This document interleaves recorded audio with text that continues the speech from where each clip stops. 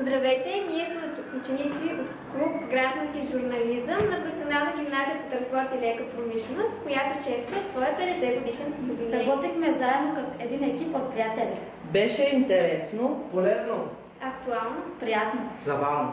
изобщо прекарахме се чудесно. щастлив съм, че участвах в обучението по фотожурналистика в град Каварна, където научих много от журналиста Росен Илиев и спечелих много нови приятелства. Представихме се и на юбилейния концерт на нашето училище.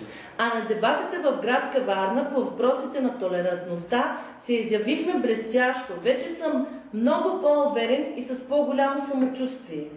Аз се гордея с тези прекрасни деца и се радвам на всичките им успехи.